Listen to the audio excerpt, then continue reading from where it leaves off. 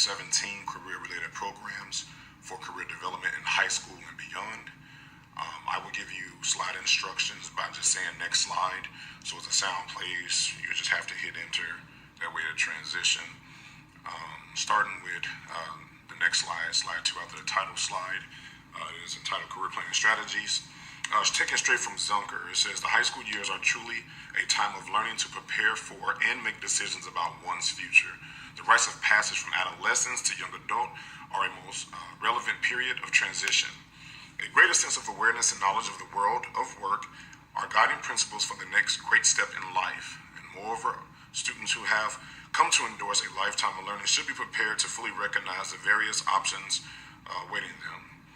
We know that from middle school to high school, there are obstacles that students still struggle with, such as body imaging, peer relationships, identity development, and socially responsive behavior. Slide 3, please.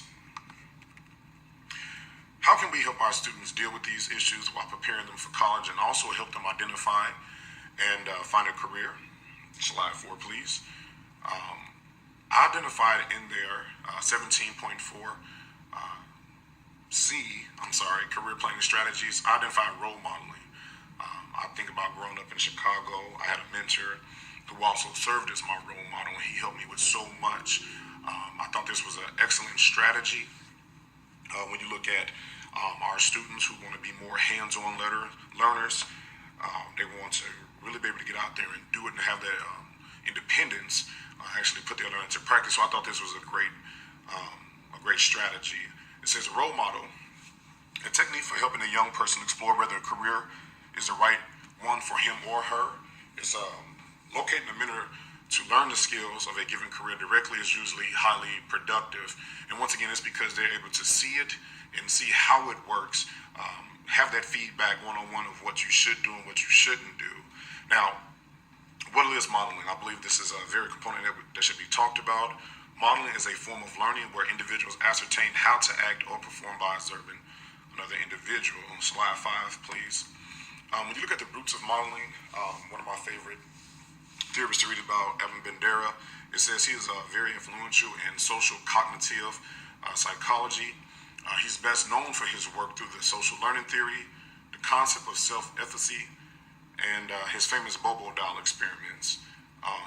Bandera's work is considered to be part of the cognitive revolution in psychology that began in the late 60s.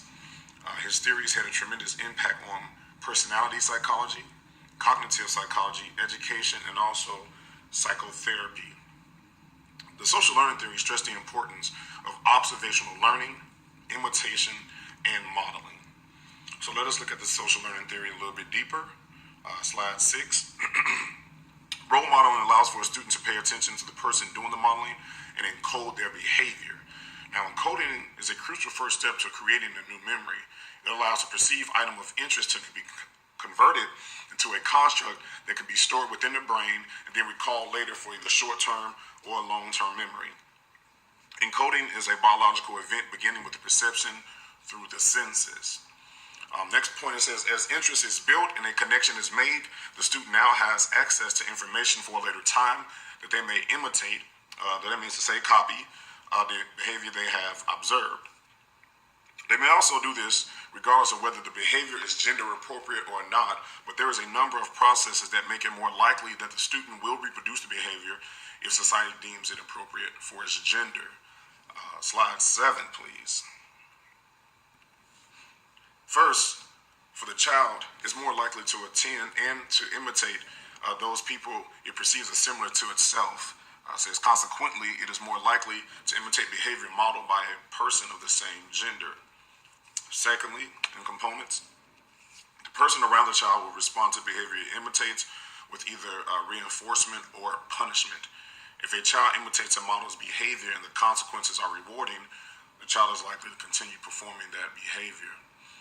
Lastly, the child will also take into account of what happens to other people when deciding whether or not to copy these actions. So a lot was said there.